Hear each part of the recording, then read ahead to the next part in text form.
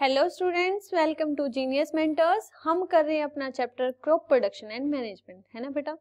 तो हमने कुछ प्रैक्टिसेस की थी। पहले करा हमने चैप्टर का नाम क्या है, क्रॉप क्या है, प्रोडक्शन क्या है, मैनेजमेंट क्या है, फिर हम उसको मैनेज करेंगे कैसे, स्टेप वाइज चलेंगे, ठीक है। तो उसके लिए हमने क्या किया, basic practices for crop production. तो एक बार देख लेते हैं कौन कौन सी प्रैक्टिसेस है और उसके बाद हम आगे बढ़ते हैं, ठीक है। ये है बेटा basic practices for crop production या ऑफ क्रॉप प्रोडक्शन। तो फर्स्ट हमने करा प्रिपरेशन ऑफ सॉइल, आपको याद हो गया होगा।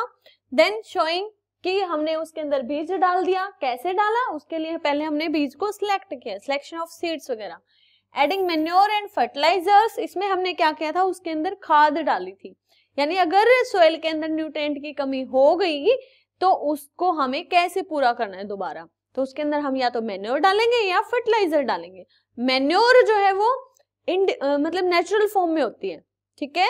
ये हमने कर लिया कि मैन्योर क्या है, नेचुरल सब्सटेंस है जो कहाँ से मिलते हैं, डिकम्पोजिशन ऑफ प्लांट और एनिमल वेस्ट से। और उस पे काम कौन करेगा, बाय एक्शन ऑफ बैक्टीरिया। वो किस में चेंज हो जाते हैं, मैन्योर में, ठीक है। फर्टिलाइजर्स क्या हैं, जो हमने आर्टिफिशियली प्रिपेयर किए कहीं फैक्ट्रीज में या किसी लैब में, तो वो क्या है आपके फर्टिलाइजर, ठीक है। देन इरिगेशन, क्या हमने इरिगेशन में क्या किया कि क्रॉप को एक रेगुलर इंटरवल पे क्या चाहिए, पानी चाहिए। क्यों चाहिए, क्योंकि उसको ग्रोथ करनी है। तो ग्रोथ किससे होगी, हमने देखा था कि पानी के सोइल के अंदर क्या होते हैं, न्यूट्रिएंट वगैरह होते हैं। वो कैसे पहुंचेंगे प्लांट तक, पानी लेता है प्लांट किससे, सोइल से। अब प्लांट अगर सोइल से पानी ले रहा है तो ऐसे ही पानी नहीं लेता, उसका हॉर्लिक्स तैयार होकर आता है। इसका मतलब ये है कि सोइल के जो न्यूट्रिएंट थे वो पानी में मिक्स होके कहाँ जा रहे हैं, प्लांट में। और बिना पानी के प्लांट के अंदर वो सर्कुलेट भी नहीं कर पाएंगे। तो जो प्लांट के अंदर पानी का यूज होता है 90% पानी का यूज हो जाता है, ठीक है। और कुछ परसेंट जो है वो इवेपोरेट हो जाता है पत्तियों के द्वारा, ठीक है। तो ये हमने देखा था। फिर हमें समर में क्या करना पड़ेगा, समर के अंदर हमने ज्यादा इरिगेशन किया था विंटर्स की बजाय। क्यों, समर के अंदर धूप ज्यादा होती है, धूप ज्यादा होगी मतलब टेम्परेचर ज्यादा होगा, टेम्परेचर ज्यादा होगा तो उससे क्या फर्क पड़ेगा, उससे जो आपका इवेपोरेशन का लेवल है, इवेपोरेशन क्या था, मतलब जो लिक्विड है यानी वाटर है वो वेपर की फॉर्म में जा रहा है बाहर, ठीक है। तो क्या होगा, फिर प्लांट पानी बार बार उसको रिक्वायरमेंट पड़ेगी प्लांट को, ठीक है। तो प्लांट पानी कहाँ से ले रहा है, सोइल से। इसलिए हमने क्या किया, इरिगेशन। तो इरिगेशन क्या था, supply of water to crops at regular interval of time. अब वो season to season, crop to crop, region to region very करता रहता है, ठीक है। फिर हम बात करते हैं इरिगेशन के हमने मेथड किए कौन से, दो। कौन से मेथड से आप यूज कर सकते हो, ट्रेडिशनल मेथड भी यूज कर सकते हो और मॉडर्न मेथड भी। अब ट्रेडिशनल मेथड में क्या था, हमारा टाइम की बचत नहीं हो रही थी, एफिशिएंसी भी कम थी, हालांकि वो सस्ता पड़ता है। लेकिन हमने क्या किया, मॉडर्न मेथड को क्यों ज्यादा वो फायदेमंद बताया, क्योंकि उसके अंदर एक तो पानी का लॉस कम से कम होता है, दूसरा जो आपका टाइम है, लेबर है, उसकी बचत होती है, कॉस्ट की बचत होती है, और एफिशिएंसी ज्यादा है। मतलब कम टाइम में ज्यादा प्रोड्यूस कर पा रहे हो तो क्या करोगे, आप ज्यादा आगे सप्लाई कर पाओगे, जिससे आपकी इनकम अच्छी हो जाएगी, ठीक है। और सबको आसानी से क्या मिल सकता है, खाना भी अच्छे तरीके से मिल सकता है। देन हम बात करते हैं प्रोटेक्शन या प्रोटेक्टिंग फ्रॉम वीड्स, कि हमें खरपतवार से कैसे बचाना है। वीड्स को क्या बोलते हो, खरपतवार, ठीक है। तो अभी हम ये टॉपिक डिस्कस करेंगे, देन हम करेंगे हार्वेस्टिंग एंड स्टोरेज। तो चलिए देखते हैं प्रोटेक्शन फ्रॉम वीड्स कैसे करते हैं। Bhujo and Paheli went to a nearby wheat field. Bhujo और पहेली जो है वो आसपास के एक गेहूं के खेत में चले गए। गेहूं का खेत मतलब उस खेत के अंदर सारे गेहूं के प्लांट थे, ठीक है। एंड सो दैट, उन्होंने क्या देखा, were some other plants in the field, कि वहां पे कुछ और प्लांट भी थे, growing along with the wheat plant. गेहूं के पौधों के साथ साथ और पौधे भी थे, ठीक है। फिर उन्होंने क्या सोचा, सोच के देखिए आप भी, have these other plants been planted purposely, क्या इन प्लांट को ग्रो करने का कोई पर्पस था। हमने क्रॉप तो गेहूं की उगाई है, ठीक है, उसके साथ कुछ और पौधे जो देखे वो क्या थे, वो गेहूं के नहीं थे। तो उन्होंने क्या सोचा कि क्या इनकी भी जरूरत है जो हमने ये वाले पौधे लगाए हैं। तो उन्हें क्या पता चला, in a field many other undesirable plants may grow naturally along with the crop. तो उनका आंसर क्या मिला उन्हें कि जो ये पौधे हैं ना, वो कौन से पौधे जो उन्होंने गेहूं के पौधों के साथ देखे थे, ठीक है, गेहूं के पौधों के साथ कौन से पौधे देखे थे उन्होंने, अनडिजायरेबल प्लांट, मतलब वो हमारी इच्छा से नहीं लगाए गए। तो क्या हुआ, उनका आंसर मिल गया कि पर्पसली थे, नहीं, वो अपने आप नेचुरली ग्रो कर जाते हैं, किसके साथ, जो हमारी मेन क्रॉप होती है उसके साथ, ठीक है। तो उन पौधों को हम क्या बोलते हैं, these undesirable plants are called weeds. क्या बोलेंगे उनको, वीड्स। तो वीड्स क्या हुई, the undesirable plants grow along with the main crop, तो उसको हम क्या बोलेंगे, वीड्स। समझ आ रहा है। चलिए आगे बढ़ते हैं। वीड्स से क्या फर्क पड़ता है पौधे के साथ, वीड्स अब हमें क्या लगी, अनडिजायरेबल लगी, क्यों, उससे क्या फर्क पड़ा, अब वो कुछ ना कुछ तो नुकसान पहुंचा रही होगी ना, तो इसलिए हमने क्या किया, उनको वीडिंग कर दी। Weeding it is the process of removal of weeds. Weeding क्या है कि वीड को हटाने की विधि को क्या बोलते हैं, वीडिंग, ठीक है। मतलब खरपतवार यानी जो वीड्स वो अपने आप ग्रो कर गई, अब वो नेचुरली ग्रो की है, क्यों, उसको मॉइस्चर वगैरह मिल गया, न्यूट्रिएंट वगैरह मिल गए फील्ड से, ठीक है। तो उससे क्या होगा, वो हमारी मेन क्रॉप के साथ कंपीट करेगी, है ना। तो इसलिए हम क्या कर रहे हैं, उसको हटा रहे हैं, हमें तो क्या चाहिए, मेन क्रॉप चाहिए। तो process of removal of weeding weeds is known as weeding. Weeding आप कैसे कर सकते हैं, किसी खुरपी वगैरह से भी आप उसको हटा सकते हैं, मतलब mechanical method. Removal of weeds by ploughing और हैंड होइंग, मतलब या तो आप हाथ से निकाल दो उसको या फिर प्लो के द्वारा उसको निकाल दो। जब आप प्लो करते हैं तो क्या होगा, वीड की जो जड़ है वो बाहर निकल आती है, आप रूट हो जाती है वो, ठीक है। तो उसको हम क्या बोलेंगे, मैकेनिकल मेथड, मतलब मशीन्स का यूज किया। देन केमिकल मेथड, मतलब कोई ना कोई केमिकल, मतलब कोई सब्सटेंस आपने यूज किया जो उस पे स्प्रे कर दिया। तो स्प्रेइंग वीडिसाइड, वीडिसाइड्स क्या होते हैं, जो वीड्स को किल करते हैं। वीडिसाइड्स क्या होंगे, the chemical substance which kill the weeds are known as weedicide. अब हम देख लेंगे इनको क्या है ये। Then biological method, biological method में क्या होता है कि using insects that can kill weeds, मतलब हमें वो इंसेक्ट यूज करने हैं जो सिर्फ वीड को हटा देंगे, उसको किल कर देंगे, लेकिन हमारी मेन क्रॉप को नुकसान ना पहुंचाएं, ठीक है।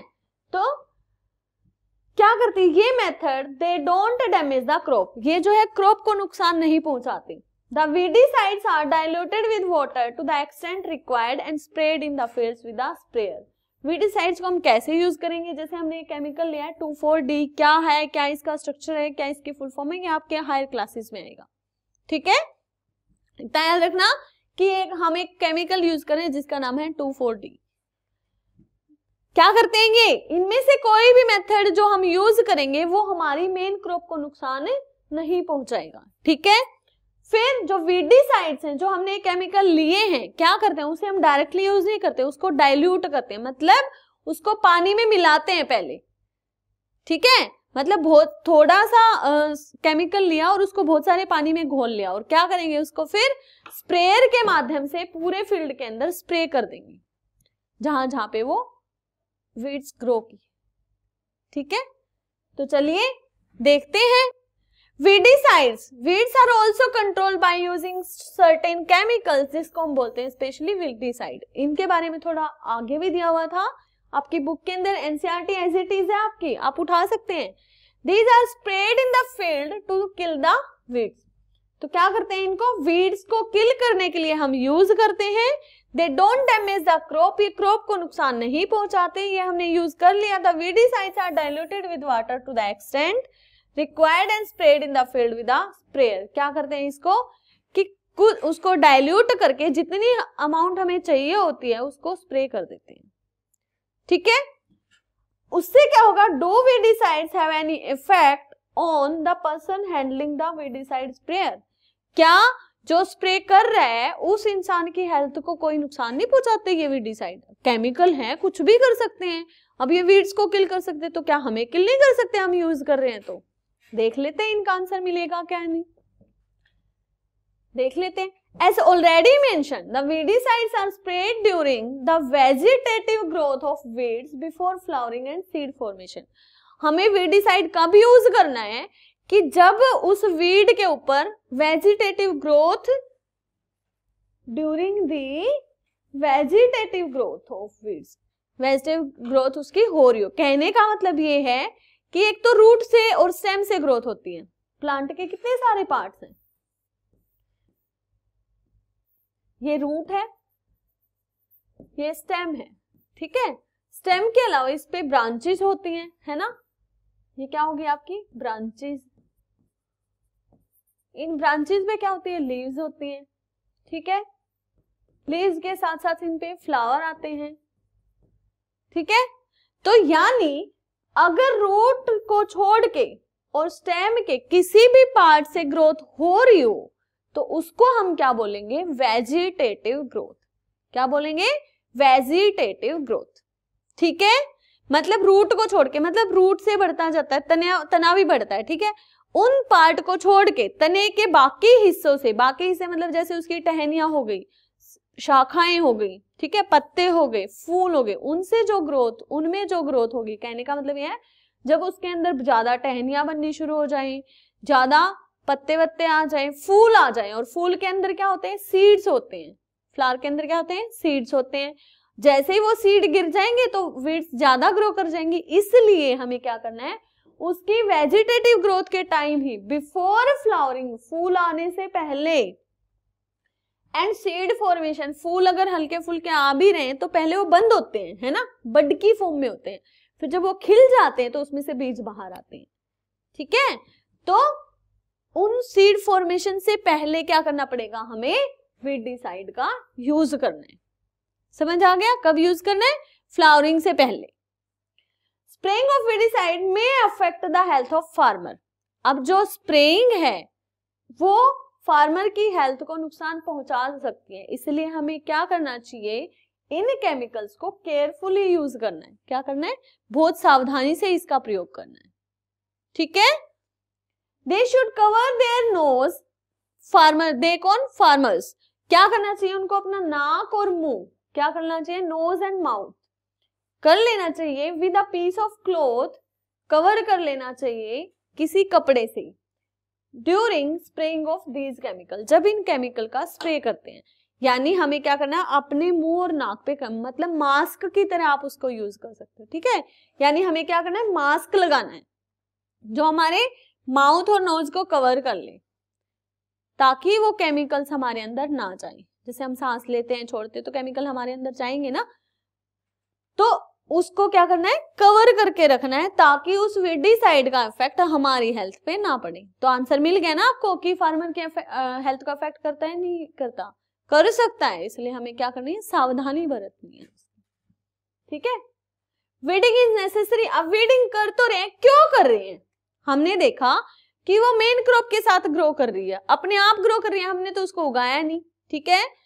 फिर हम उसको हटा रहे हैं, हटाने के प्रोसेस को क्या बोलते हैं, वीडिंग। कौन से मेथड हम यूज कर रहे हैं, हम मैकेनिकल, केमिकल और बायोलॉजिकल मेथड यूज कर रहे हैं। तो वीडिंग कर क्यों रहे हैं, क्योंकि weeds compete with the crop plant, जो हमारी मेन क्रॉप है उसके साथ कंपीट करती है, कंपटीशन में आ जाती है। किस चीज को लेके, water, nutrients, space and light, इन चारों चीजों के लिए। मतलब हमारी क्रॉप को पानी चाहिए, सनलाइट चाहिए, न्यूट्रिएंट्स चाहिए जो सोइल से मिलेंगे, ठीक है। तो वाटर के थ्रू सोइल से मिक्स होके प्लांट को मिल जाते हैं। तो अगर वीड्स क्या करेगी, ग्रो करेगी, तो वो उसको भी तो सारी चीजें चाहिए ना ग्रोथ के लिए, है तो वो भी एक प्लांट, ठीक है। और स्पेस ले लेगी फिर वो, यानी अगर वो वीड हमारी क्रॉप की बजाय ताकतवर होगी तो क्रॉप को दबा लेगी और खुद ग्रो कर जाएगी। तो हमें क्या करना है, उसे हटाना है, वरना तो क्या करेगा, हमारा प्रोडक्शन कम हो जाएगा। They affect the growth of crop, जिससे क्रॉप की ग्रोथ पे अफेक्ट पड़ेगा, क्योंकि ग्रोथ के लिए चारों चीजें रिक्वायर है उसको, ठीक है। Some weeds interfere even in harvesting, मतलब जब हम फसलों को काटते हैं ना, तो उस टाइम जैसे हम दराती से काट रहे हैं तो क्या होंगे, उसमें उलझ जाएंगे, या फिर कुछ इतनी डेंजरस होती हैं जो हमारी हेल्थ को अफेक्ट करते हैं, may be poisonous for animals and human being. कुछ वीड्स क्या होती हैं, हानिकारक भी होती हैं, ठीक है, जो हम ज्यादातर ड्रग्स या केमिकल मेडिसिन बनाने में यूज करते हैं, तो वो होती है कुछ अमाउंट में, लेकिन वो ज्यादा अमाउंट में अंदर चली जाए तो हमारी हेल्थ को अफेक्ट कर देती है, पॉइजन का काम करेंगे, जहर का काम करेंगे, ठीक है। इसलिए वीड्स को क्या करना है, हटाना है, इसीलिए वीडिंग क्या है, जरूरी है। तो हम सोइंग ऑफ क्रॉप्स, हमें क्रॉप मतलब हमें बीज डालने से पहले क्या करना चाहिए, टिलिंग जरूरी है, प्लोइंग जरूरी है, मतलब losing and turning of soil. उसमें क्या हुआ था, वीड्स को अपरूट कर दिया था, किसमें काम आती है, हेल्प्स इन अपरूटिंग, और जैसी जड़ निकल गई तो वीड्स क्या हो जाएगी, किल हो जाएगी, ठीक है। तो वीडिंग क्यों जरूरी है, ताकि हमारी मेन क्रॉप का प्रोडक्शन अच्छा हो, उसके साथ ग्रोथ में कंपटीशन ना करे, उसके नाम हिस्से का खाना पानी ना ले, तो हम क्या करते हैं, वीड्स को हटा देते हैं, ठीक है। अब बात करते हैं हार्वेस्टिंग की, कि हमने वीड्स को भी हटा दिया, ठीक है। अब हमने पानी टाइम से दिया है, हमारी क्रॉप ग्रो कर गई, ग्रो करके मैच्योर हो गई है। जब मैच्योर हो जाती है तो उसके बाद हम क्या करते हैं, उसको काटते हैं, ठीक है। क्या करते हैं, हार्वेस्टिंग करते हैं। तो cutting of crop after it is mature, जब क्रॉप मैच्योर हो जाती है तो उसको हम काट लेते हैं, इस प्रोसेस को हम क्या बोलते हैं, हार्वेस्टिंग, ठीक है।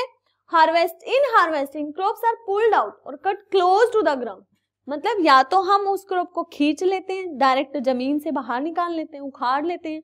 अगर आपकी मिट्टी ऐसी है कि जिसके अंदर आप दराती, मतलब जड़ जिसकी थोड़ी कमजोर है, ठीक है, मतलब आपकी जड़ें अगर उस मिट्टी के अंदर मजबूती नहीं बना सकती, पकड़ नहीं बना सकती, तो हमें क्या करना पड़ता है, उसको उखाड़ लेना पड़ता है, ठीक है। जैसे सैंडी एरिया जो होता है, ठीक है, जहां पे रेत होता है, राजस्थान या मरुस्थल का जो एरिया होता है, उसके अंदर क्या होता है, उसके अंदर पकड़ कम होती है मिट्टी की, क्योंकि पार्टिकल जो है वो दूर दूर होते हैं उसके मिट्टी की, ठीक है।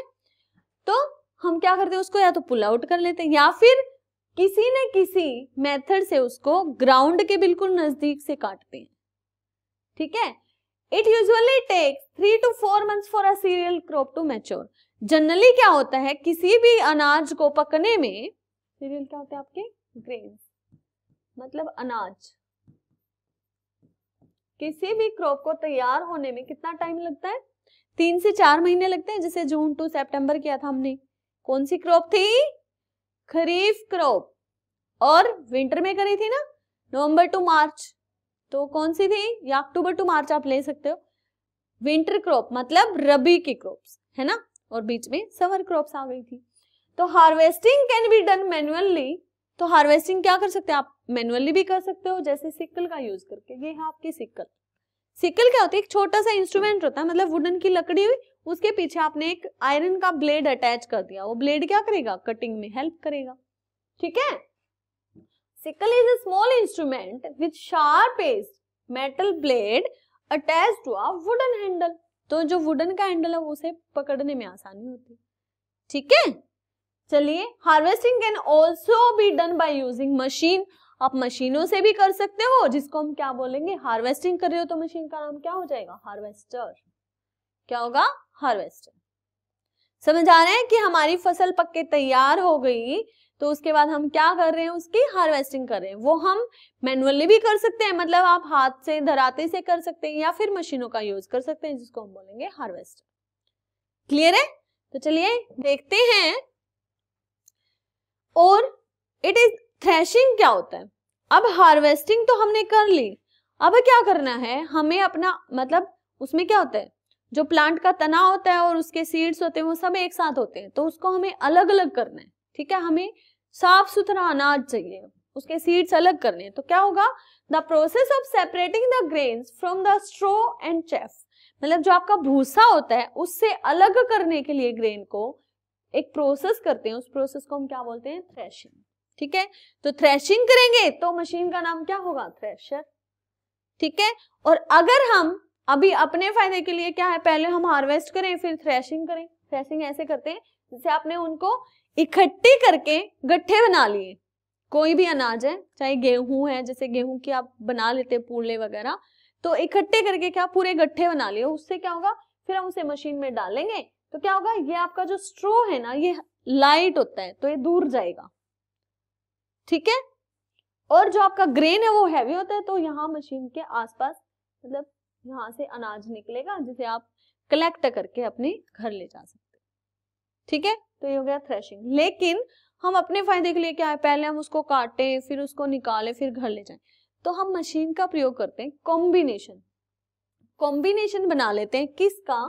थ्रेशर और हार्वेस्टर दोनों को कंबाइन कर लेते हैं, तो उसको हम बोलते हैं कंबाइन। मशीन का नाम क्या होगा? कंबाइन।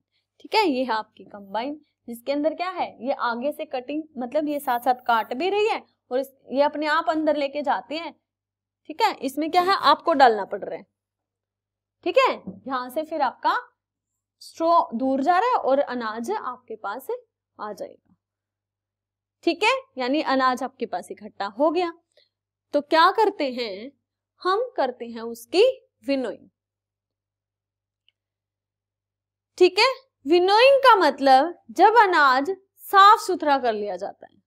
ठीक है, मतलब उसको छानना, यानी उसके अंदर देखो, अब ये तो है नहीं, ठीक है, हमारा भूसा जो है वो लाइट होता है तो दूर चला जाता है और ग्रेन्स हमारे पास रह जाते हैं। लेकिन अब जब आपने उसको अपरूट किया था तो कभी कभी क्या होता है, जड़ के साथ मिट्टी की गांठ आ जाती है। ठीक है, मिट्टी आ जाती है साथ में, तो मिट्टी के पार्टिकल तो हैवी हुए ना, तो क्या होंगे, ग्रेन्स के साथ रहेंगे। तो क्या करते हैं, process of making natural wind to blow through the grains which allows the lighter substance to fly away, leaving the heavier grains which fall on the ground। क्या करते हैं हम ना, एक नेचुरली हवा चला देते हैं, मतलब कोई फैन वगैरह जिसकी तेज स्पीड हो, उसे क्या करते हैं हम, या फिर नेचुरल विंड से, मतलब हम देख लेते कि आज हवा तेज चल रही है, तो क्या करेंगे हम अपने ग्रेन को ऐसे ऐसे छानेंगे, तो उसमें क्या होगा, जो लाइट पार्टिकल है, मतलब कुछ, मतलब हवा की वजह से कुछ वापस आपके ग्रेन की तरफ भूसा वगैरह आ गया है। ठीक है, या कोई और वीड्स उसके साथ है जो लाइट है हमारे ग्रेन से, तो जब हम उसको छानेंगे ना तो वो उड़ के दूर हो जाएंगे और ग्रेन जो हैवी है वो आपके पास ग्राउंड पे गिरेगा। तो winnowing can be done manually, आप मैनुअली भी कर सकते हो। जैसे ये देख रहे हैं आप, ये लेडी है, ये क्या कर रही है, विनोइंग कर रही है, तो ग्रेन्स इसके पास है और जो स्ट्रो है, चैफ है, वो दूर जा रहा है, या लाइटर पार्टिकल जो भी है हमारे अनाज के अंदर वो दूर जा रहे हैं। ठीक है, it can be done by winnowing machine. ये है आपकी मशीन, इसके अंदर आप ये क्या करते हैं, इसको तेज स्पीड में होती है, तो जब हम अनाज के सामने लाएंगे तो क्या होगा, अनाज के ढेर हमें नजदीक मिलेंगे और स्ट्रो को उड़ा देता है। ठीक है, फैन होता है इसके अंदर जो चैफ को उड़ा देगा। क्लियर है, तो इस तरीके से क्या होगा, आपका अनाज सेपरेट हो गया, किससे, आपके चैफ और स्ट्रो से। ठीक है, हम खुश हो जाते हैं कि वाह हमारी फसल क्या हो गई, पक्के तैयार हो रखी थी और हमने उसे ग्रेन्स के रूप में अलग कर लिया, ग्रेन्स हमारे घर में आ गए और चैफ को हमारे जानवरों ने खा लिया। ठीक है, जिसे हम फर्दर यूज के लिए रख लेते। तो क्या होता है, हार्वेस्ट जब होता है ना, मतलब जब आपकी फसल पक्के तैयार हो जाती है, अब अच्छी खासी फसल हुई है, प्रोडक्शन देख के ही पता लग जाता है कि हमने जितना बीज डाला था उससे हमें कितना अनाज मिलेगा, अंदाजा हो जाता है किसान को। तो क्या होता है, उसके अंदर खुशी होती है जिसे वो जाहिर करना चाहता है। अब उस खुशी को कैसे जाहिर करेगा, वो किसी न किसी फॉर्म में उसे जाहिर करने की कोशिश करता है, तो उसे एक फेस्टिवल के रूप में मनाता है, जिसे हम क्या बोलते हैं, हार्वेस्ट फेस्टिवल्स। क्यों मनाता है देख लीजिए। आफ्टर 3 और 4 months ऑफ हार्ड वर्क, क्या करते हैं, 3 से 4 महीने लगते हैं ना फसल को पकने तक, तो 3 से 4 महीने की बहुत ज्यादा जो कड़ी मेहनत किसान कर रहा है, there comes the day of harvest. तो फाइनली उसको क्या हुआ, हार्वेस्ट मतलब उसकी फसल मैच्योर हो गई। अब तो the site of golden fields of standing crop, तो उस टाइम क्या हो जाते हैं, जो आपके हरे खेत थे वो भूरे रंग में बदल जाते हैं, मतलब गोल्डन कलर में हो जाते हैं, सुनहरे हो जाते हैं। क्यों, क्योंकि कलर चेंज हो जाता है पकने के बाद। ठीक है, लेडन विद ग्रेन, अनाज से लदे हुए। ठीक है, भरे हुए या लदे हुए कह सकते हो, क्योंकि जो प्लांट्स थे उसके अंदर क्या हुई, बालियां लदी हुई होती है, अनाज से भरी होती है। फिल्स the hearts of farmers with Joy and a sense of wellbeing, मतलब एक खुशी महसूस होती है कि जितनी हमने मेहनत की वो रंग लाई है ना। जो हमने, जैसे आप किसी चीज की तैयारी करते हैं, या ऐसे ही मान लो आप 8th क्लास में हो, ठीक है, जब फाइनल रिजल्ट आता है तो ये क्या होता है कि पता नहीं कौन फर्स्ट आएगा, या कि जो बच्चे थोड़े वीक होते क्या सोचते हैं हम पास होंगे, पता नहीं होंगे। तो जब आप पास हो जाते हो तो क्या कितनी खुशी मिलती है, या आप फर्स्ट आते हो तो कितनी खुशी मिलती है। ऐसे ही अगर आप किसी कंपटीशन की तैयारी कर रहे हो और वो आप क्लियर कर देते हैं तो कितनी खुशी होती है ना। तो ऐसे ही किसान जो मेहनत कर रहे हैं ना, उसकी अगर मेहनत रंग लाई तो उसको खुशी नहीं होगी? होगी बिल्कुल।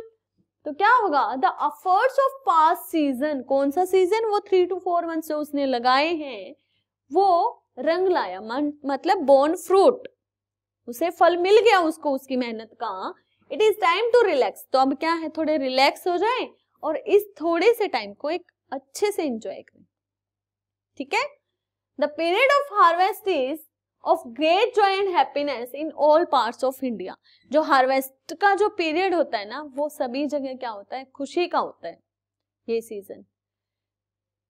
जो पुरुष हैं और औरत हैं वो क्या करते हैं, मिल को इस खुशी को बांटते हैं। Man and women celebrate it with great enthusiasm, मतलब एक उत्साह से, एक चाव से मनाते हैं इसको, इस खुशी को। ठीक है।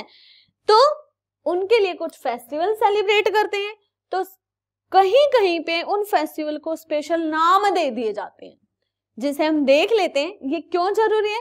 कई बार आपसे एग्जाम में पूछ लेते हैं कि बिहू जो है कहाँ का फेस्टिवल है, या बैसाखी है कहाँ का फेस्टिवल है। तो इस तरीके से हमें पता होना चाहिए कौन सा कहाँ का है। तो स्पेशल फेस्टिवल जो मनाए जाते हैं, जैसे पोंगल है, कहाँ मनाएंगे, तमिलनाडु में। देन बैसाखी है, कहाँ मनती है बैसाखी, तो वैसे भी याद होगा, बचपन से आपने स्टोरी सुनी है ना जलियांवाला बाग मैसेकर की। उसमें क्या हुआ था, बैसाखी में लोग इकट्ठे हुए थे, कहाँ हुए थे, पंजाब में। पंजाब में कहाँ पे, अमृतसर में। तो बैसाखी कहाँ मनाई जाती है, पंजाब में। बैसाखी मतलब पंजाब में। ठीक है। होली और दिवाली सभी जगह मनाई जाती है, ऑल ओवर इंडिया। नवन्ने कहाँ का है, नवन्ने आपका वेस्ट बंगाल, और बिहू कहाँ का है, आसाम का। ठीक है। तो ये है आपके हार्वेस्ट फेस्टिवल्स जो एक चाव के साथ मनाए जाते हैं। क्लियर है बेटा। तो चलिए आगे देखते हैं कि ये चाव रंग तो लाया, आगे हमने क्या किया, हमने कर लिया। अब ग्रेन्स तो हमारे पास आ गए थे, ठीक है। अब हमें उसे स्टोर करना है, सिर्फ क्या करना है, स्टोर करना है। अब वो स्टोर कैसे करोगे आप देख लेते हैं। Before storing them grains are properly dried, वो जो हैं पूरी तरीके से सूखे होने चाहिए। उनके अंदर क्या, कैसे सुखा सकते हो आप, सन में सुखा सकते हो। ठीक है, मतलब सनलाइट में, धूप में सुखा सकते हो उनको। To reduce the moisture in them, ताकि उनके अंदर कोई नमी ना हो। नमी होगी तो क्या हो जाएगा, कोई फर्क पड़ेगा क्या, पड़ता होगा तभी तो बोल रहे हैं।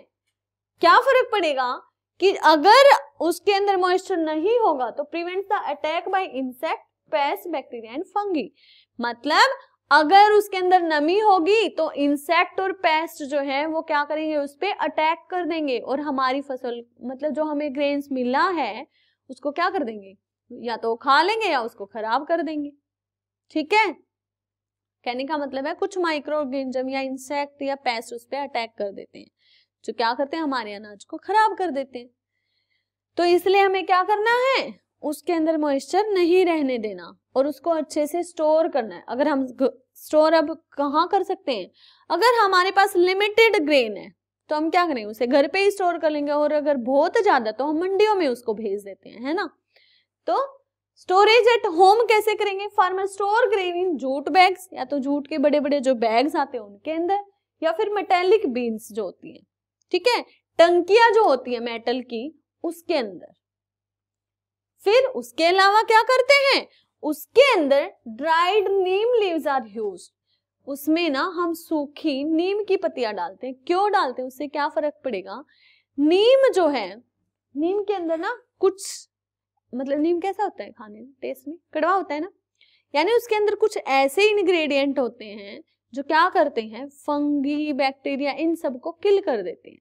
ठीक है, क्या करते हैं, उनकी ग्रोथ को रोक देते हैं। कहने का मतलब है माइक्रोब्स जब उसको खाएंगे तो क्या हो जाएंगे, वो डिस्ट्रॉय हो जाएंगे। तो इसलिए हम क्या करते हैं, उसमें नीम की पत्तियां डाल देते हैं, जिससे क्या होगा, वो अटैक नहीं करेंगे, इंसेक्ट वगैरह उस पर अटैक नहीं करेंगे। तो ये हमारा नेचुरल मेथड है इंसेक्ट पेस्ट से दूर रखने का, ताकि हमें कोई केमिकल यूज ना करना पड़े। क्यों? अनाज हमें खाना तो है ही, अगर हम खाएंगे तो उस केमिकल का कुछ तो इफेक्ट रहेगा ना उस अनाज पे, और अगर हम उसे ऐसे ही कंज्यूम कर लेते हैं तो क्या होगा, हमें फूड पॉइजनिंग हो सकती है। अब खाना बना के खाएंगे तो उस अनाज से, या फिर ज्यादा अगर उसका असर हो तो मतलब बहुत ज्यादा इलनेस कर सकता है, कोई एबनॉर्मेलिटी आ सकती है, आपकी हेल्थ खराब हो सकती है, और अगर बहुत डायरेक्टली कोई कंज्यूम कर लेता है तो डेथ तक हो सकती है ना।